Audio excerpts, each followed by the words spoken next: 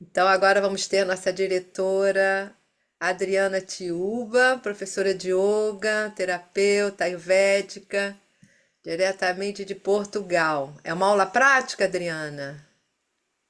Olha, a princípio acho que a gente não tem muito tempo a prática, né? Mas eu vou passar algumas práticas, mais parte teórica, mas depois a gente pode fazer uma live só com práticas, Ok. né? Então vamos lá. Imagino que aqui todo mundo já conhece o tema do Ayurveda, quem está aqui, já ouviram tantas palestras maravilhosas aqui antes da minha, né? Então eu não tenho certeza. Eu vou explicar um pouquinho, por via das dúvidas, sobre os biotipos, tá? Antes da gente entrar nos tipos de yoga para cada biotipo. Bom, então para começar, vamos só fazer um on, para a gente entrar aqui na frequência. Eu sei que todo mundo já está na frequência, porque só tivemos aulas lindas, mas vamos lá então. Então, sentem confortavelmente, como vocês preferirem, estique a coluna, a mão ou aqui em prece, ou no joelho, ligando aqui o consciente ao inconsciente. Vamos fechar os olhinhos. E vamos respirar lento e profundo, trazendo a consciência para aqui e agora. Vamos fazer o OM juntos quando nós expirarmos. Então, vamos inspirar.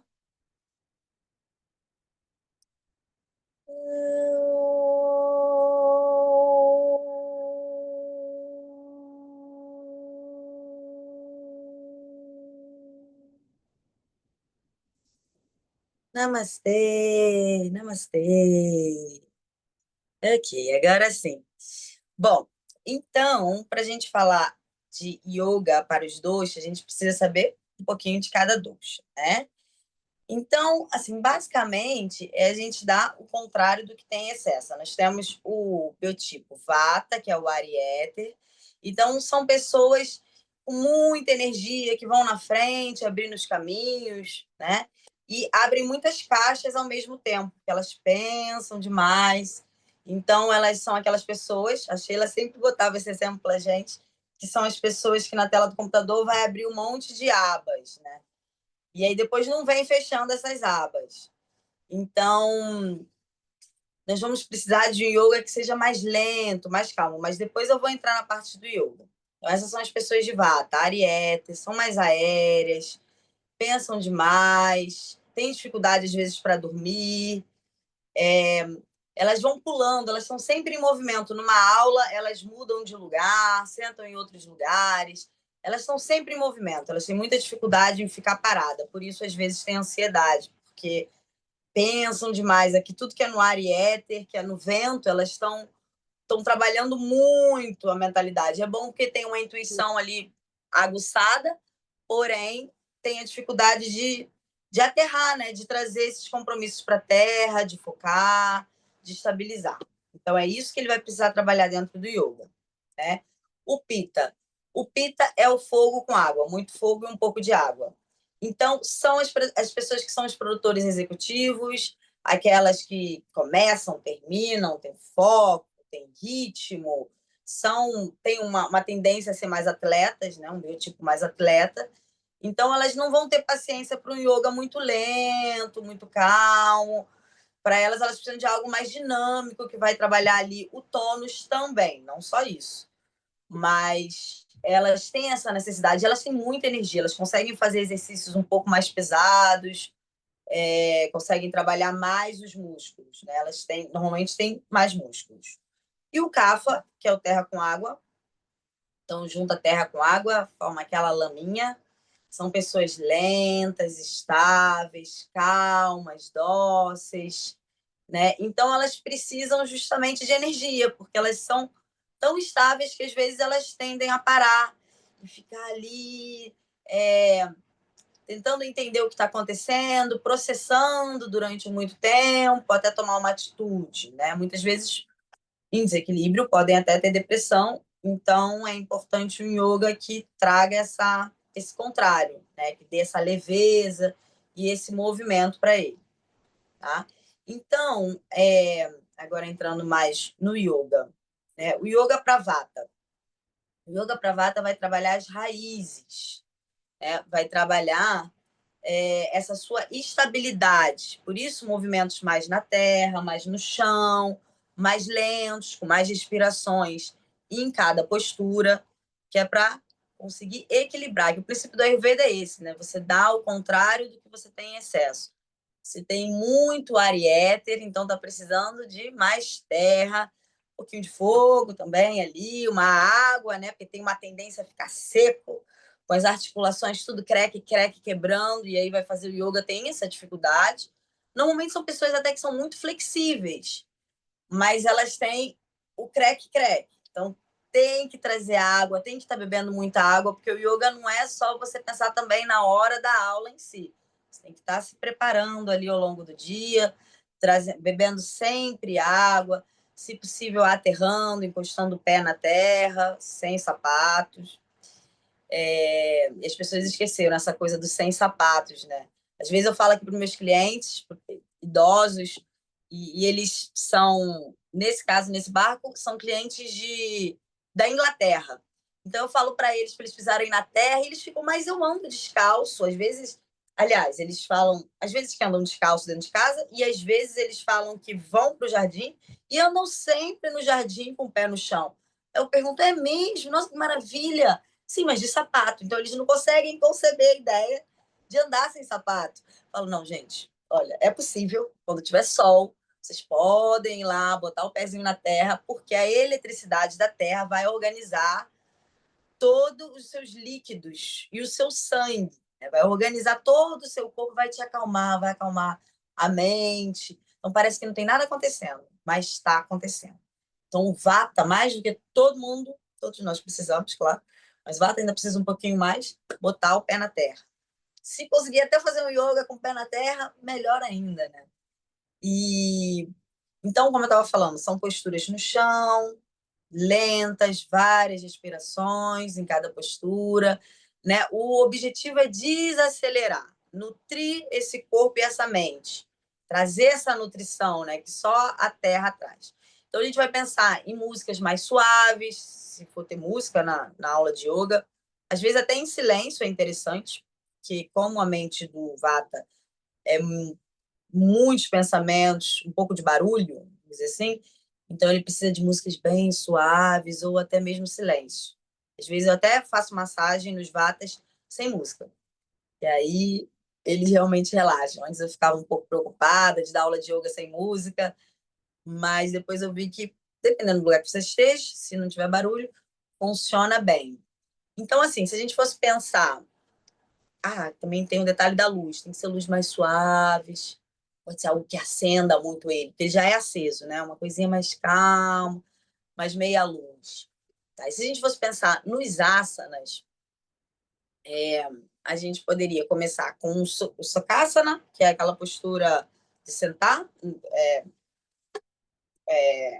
natural, assim, né? A mais básica do yoga, de sentar para meditar. Não é bem uma Lotus, né? Mas está no caminho da Lotus, está quase chegando lá. E aí eu puxaria uma respiração lenta, profunda, calma, que é para a pessoa já ir assentando, trazendo a presença dela. A respiração lenta e profunda para o Vata é super importante para todos, mas para o Vata é. Só isso já é medicina para ele, já começa uma boa medicina. E aí poderia ter uns movimentos circulares, mas tudo sentadinho, né, para trabalhar ali essa base dele. Depois poderia vir um gato e uma vaca. Continuamos ali no chão, trabalhando 3 a 5 respirações cada postura. Poderia ter um Adho Mukha, são todas posturas mais no chão, né? O Adho Mukha, então está trabalhando ali bastante a pelvis, né? As pernas. Poderia também ter a criança, que é calminha, lentinha, quietinha, criança para ela integrar ali. A da montanha, também, que é uma postura bem estável, parada, né? Firme, com foco, presença. O Vata ele precisa trazer a presença. Ele está sempre pensando em muitas coisas. Então, toda vez que ele volta para a presença, ele é medicina para ele, né? O guerreiro 1 e o 2 também. O guerreiro, ele não está ali guerreando, né? Ele está estável, com foco, né? Então, também trabalha.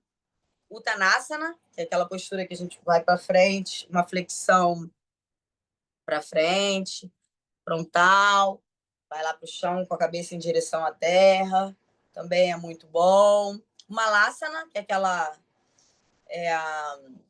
como se fosse uma cócoras, né? Parecido com a cócoras. E então trabalha muito, muito pelvis. Quem não consegue fazer uma laçana pode ser na cadeira.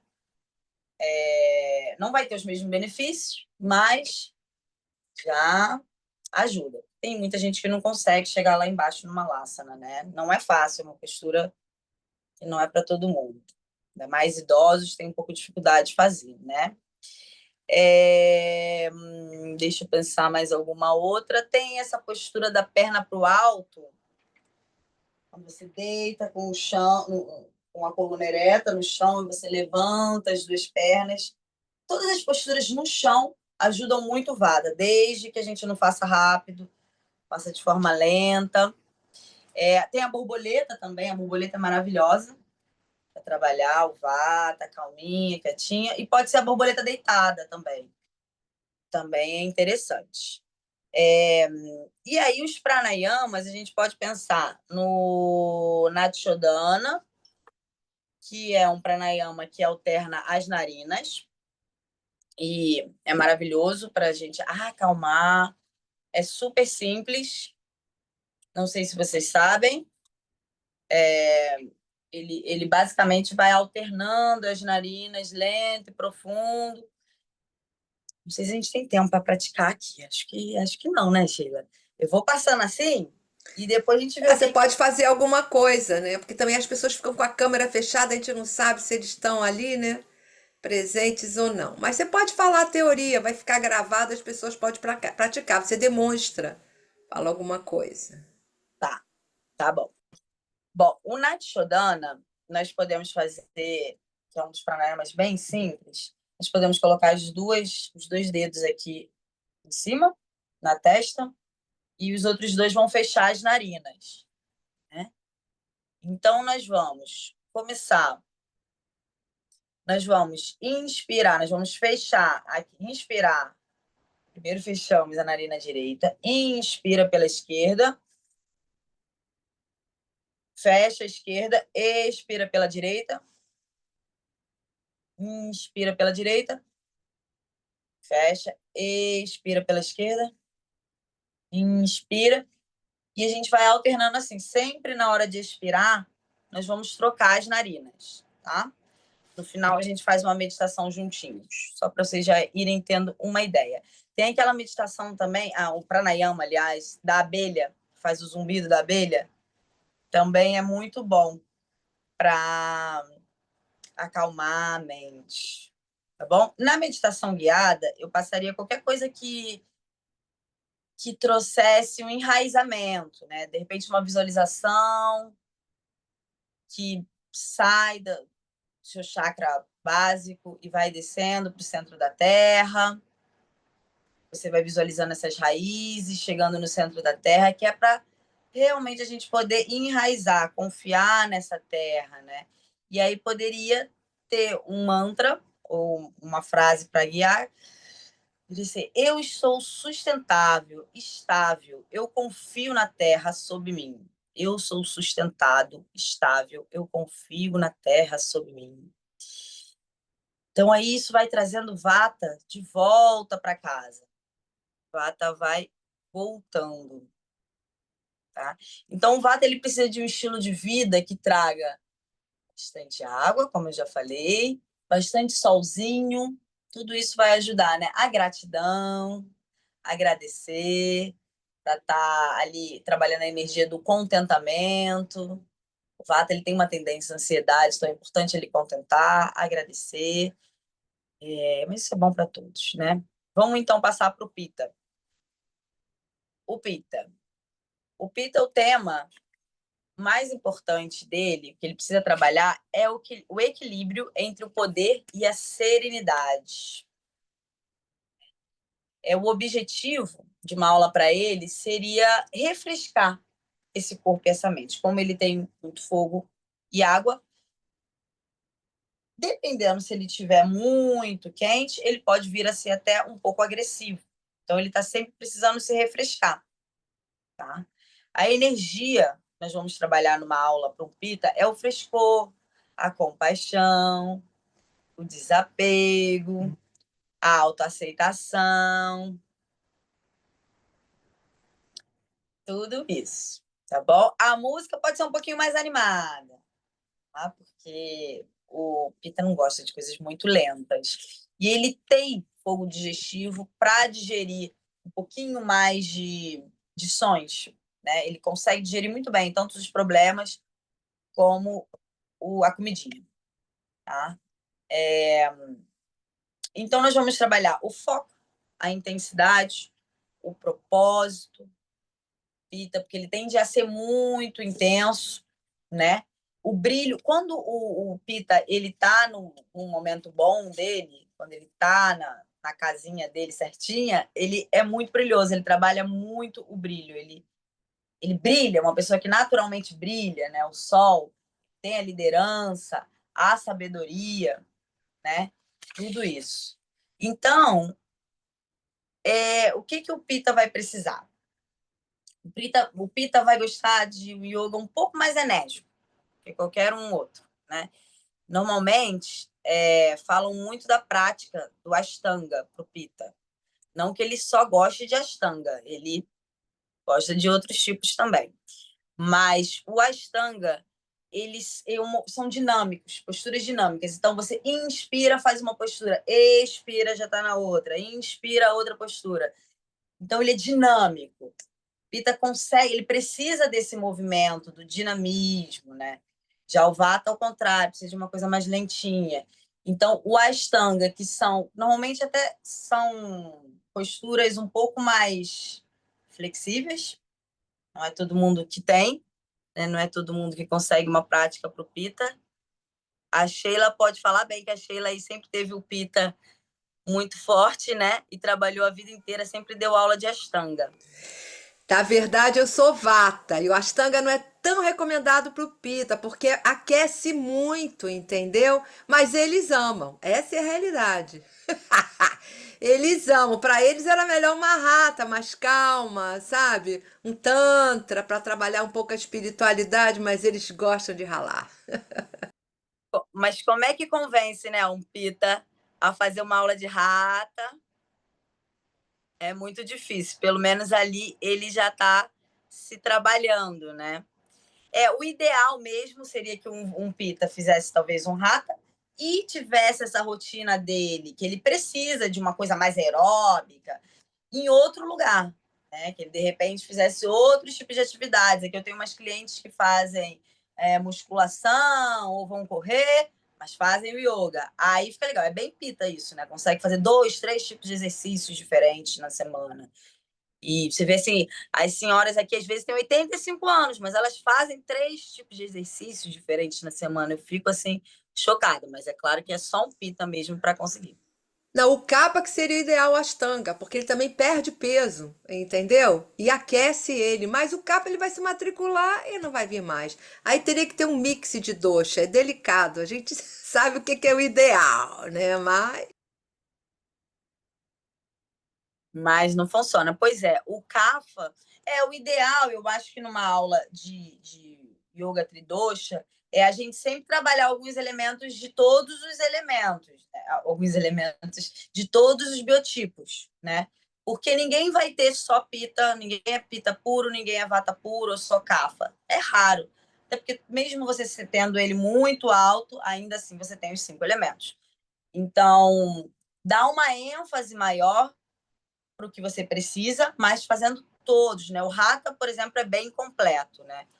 Já o Kapha, ele vai precisar de algo mais dinâmico, como a Sheila falou, de algo com mais movimento. Ele precisa mesmo de mais movimentos, porque ele é muito preguiçoso. ele tem mais dificuldade de locomoção, ele é muito estável, e o ideal é ele fazer o Ashtanga. Mas, às vezes, eles podem estar gordinho, acima do peso, porque terra com água, forma aquela lama, tem as papilas gustativas maiores, tem uma dificuldade de emagrecer. Então, pode ser que ele não vá conseguir fazer uma aula de Ashtanga. A não ser que, bom, há controvérsias, né? Tem pessoas que praticaram a vida inteira. O fato de você ser gordinho não quer dizer que você não seja flexível. Tem, nossa, mas tem a gente surpreendendo aí, né? O yoga, ele é para todos os tipos de corpos. Gordinho, magro, muito idoso, novinho, criança, não tem distinção. Isso que é o legal, porque é bem inclusivo. Mas o Kapha, ele vai precisar realmente de mais dinâmica, porque se ele for para uma aula para Vata e fizer respirações lentas e profundas, ele com certeza vai dormir. E vai ser depois difícil você chamar ele no Savasana. Ele não vai levantar. Se fizer uma coisa muito lenta, é muito difícil trazer ele de volta. Às vezes eu vou fazer uma massagem mais lenta e profunda. Você vê que aquela pessoa está precisando de uma coisa lenta e profunda, mas eu já sei que depois vai ser um terror para se tirar eles da máquina. Eles roncam, vão embora, parece que não estão mais ali. Eu chamo, chamo. Oh, meu Deus, é Kapha, é o Kapha. Então o Kapha não tem nenhum problema para dormir, né? Então, por isso ele precisa de um momentinho no dia que ele vai acordar. Então, aí vai ser na aula de yoga, a gente trazer exercícios mais dinâmicos para ele conseguir acordar, né? E conseguir realmente movimentar aquela energia tão parada que ele tem, né? E aí, o que a gente podia fazer de asanas? Um Surya Namaskar, né? Que é bem completo, dinâmico. E pode ser um Surya Namaskar, mesmo esse que você inspira, sobe, expira, desce. Não, porque também dá para a gente variar e fazer um Surya Namaskar com mais respirações em cada postura. Eu adoro fazer ele mais lentinho, que acalma o meu Vata. Mas por um Kapha teria que ser um Surya Namaskar dinâmico. O Katasana também é bem legal. Tem o Trikonasana, né? O Trikonasana. O Pranayama.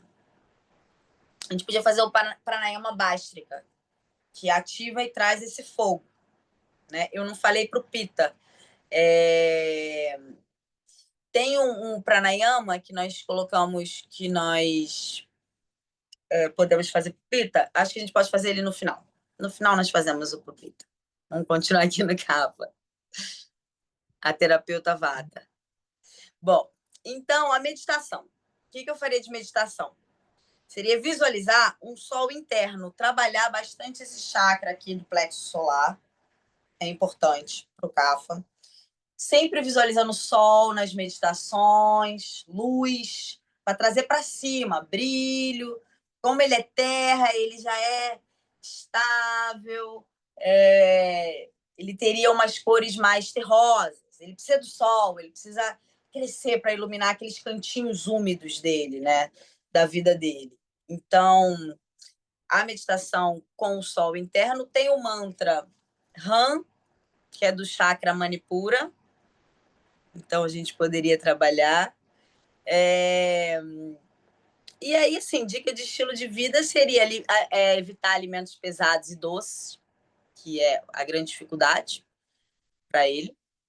Né? Buscar novidade e inspiração, porque tem uma tendência a entrar ali na rotina, mas uma rotina, como pode dizer, quando você sente tédio. Tem uma tendência a entrar no tédio, né? Então, tem que estar sempre buscando novidade, inspiração, manter uma rotina ativa, com movimentos diários, né? Isso seria muito bom para ele, para estimular o movimento, a leveza, o entusiasmo do Kapha, tá? Porque ele tem uma tendência à preguiça, à inércia, né? A letargia, a tristeza, o apego emocional. Então, é só, assim, basicamente pensar, quando você for fazer sua prática de yoga, tentar entender como você está através de um diagnóstico, claro que sempre com um profissional, porque tem muito diagnóstico que já ajuda, né? Esses de fazer o questionário, de como você está no momento, já te ajuda, já te dá uma base. Mas não tem nada a ver com você ir a um terapeuta, fazer uma consulta, né? Temos aí vários profissionais aqui, diretores, a Sheila, maravilhosa, que está aí trazendo tanta inspiração para a gente, nos ensina tanto. Faz atendimento online, não faz, Sheila? Sim, faço atendimento online. Pois, então. Eu lembro que você tinha parado uma época, mas voltou, né? Foi. Voltei. O atendimento online é muito melhor. Você entender realmente, porque uma coisa é você entender como você está no momento, e outra coisa é como é o seu biotipo natal. Tá? Então, isso só mesmo um profissional para você conseguir. E aí você pode ir trabalhando o yoga da melhor forma para você, diariamente, né? E eu acho que a gente já passou do tempo, né? Já são 36. Então tá, Quatro vamos. minutos, 4 minutos para terminar. Tá bom. Vamos finalizando, então. É... Bom, eu gostaria muito que vocês fizessem a prática de yoga na casa de vocês, sempre que possível. Observassem como é que está o corpo de vocês, se vocês estão mais lentos naquele dia, porque vai mudando. O seu biotipo atual, ele muda, não com tanta constância, demora um pouquinho para mudar. Se fosse assim, né, seria muito bom. Se mudasse rápido, seria também bom. Mas ele muda. Então, a gente tem que ir sentindo como a gente está para sentir que tipo de prática que a gente está precisando naquele momento. Se é uma coisa mais lentinha, se é algo mais dinâmico, que acolhe mais ou que traz para fora, o que, que a gente está precisando naquele momento. Isso é importante, esse autoconhecimento, tá? Então, vamos lá, vamos fazer uma meditação para a gente trabalhar todos os doxos. Não vamos trabalhar só um. Não. Vamos só viajar 2, 3 minutinhos, eu trago vocês de volta. Então, sentem confortavelmente. Vamos esticar a coluna. E vamos respirar lento e profundo. Traz a sua consciência para aqui e agora.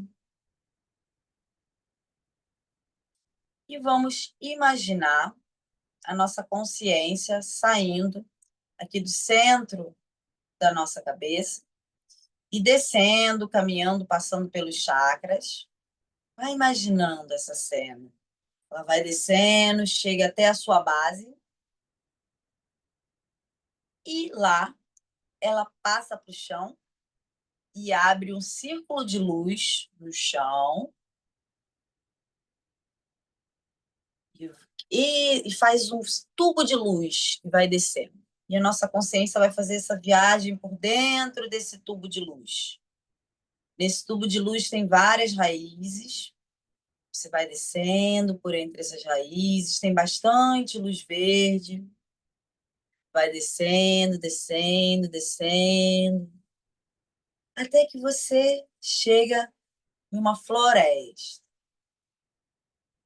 Nessa floresta tem uma brisa gostosa, um ventinho, você pode sentir ele passando pelo seu corpo. Você está descalço, com os pés na terra, você sente a temperatura da terra, você consegue sentir a luz desse lugar te iluminando. Vai caminhando, o som dos pássaros, da cachoeira próxima que tem. Você segue caminhando até que você sente uma pedra. Escolhe uma pedra da sua preferência e senta nessa pedra. E vamos fechar os olhinhos, esticar a coluna para meditar. E vamos inspirar e trazer a energia desse lugar, essa energia boa para dentro do nosso corpo. Inspira, entra energia boa. Expira, vai saindo todas as tensões e toxinas. Então, vamos fazer isso 3 vezes. Inspira lento e profundo. Entra a luz. Expira, sai as toxinas. Assim, vamos indo.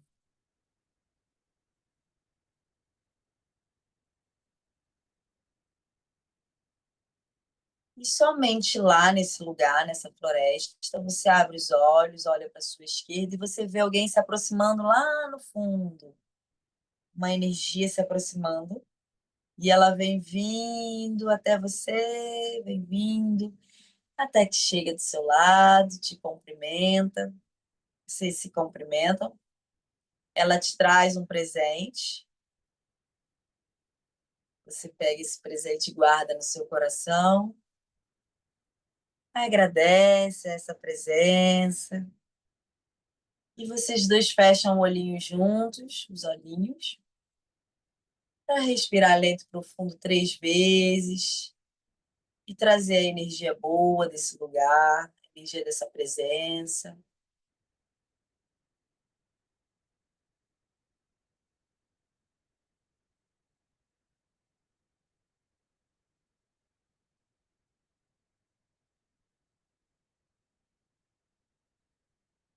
E somente nesse lugar você abre os olhos, olha para essa presença, agradece, levanta e dá tchau. Promete voltar um dia para esse lugar que mora dentro de você e vai em direção ao lugar que você chegou, esse tubo de luz. E antes de subir por ele, você olha mais uma vez para esse lugar e agradece.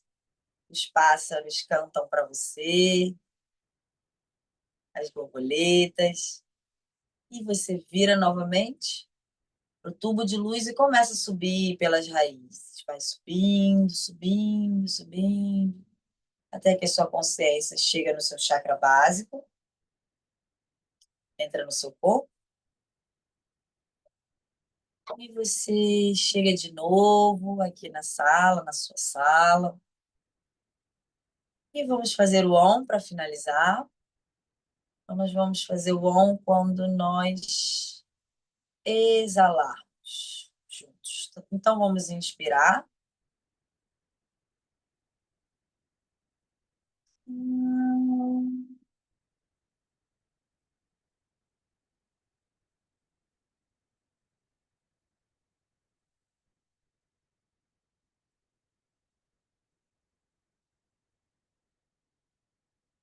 E vamos colocar a mão na frente do coração. Vamos só mandar boa energia aqui para nossa mão. E gentilmente botar no rosto. E de novo com as mãos na frente do coração, vamos falar namastê. Namastê. Muito obrigada. E a gente volta até mais tranquilo. Gratidão infinita. Sheila, Muito que obrigada, querida. muito obrigada. Infelizmente, Foi nosso ótimo. eu vou querer depois pegar a gravação. Ela vai ficar disponível? Como que vai ser? Então, eu já coloquei aqui, a gente tem um canal que é até bom vocês se inscreverem, que é o Ayurveda Yoga On, no YouTube, que tem inclusive várias lives lá, né? De vários eventos. Eu acho que tem até de 2010, que tem você, seu filho pequenininho, Fred, Olha, Marcela, Verinha, Pitágoras, que foi a inauguração da associação. Então tá lá, tá? Eu vou deixar tudo gravado. Só dá um tempinho que eu vou fazer capa. Eu gosto de fazer capa, fazer tudo bonitinho. Eu vou fechar aqui a gravação.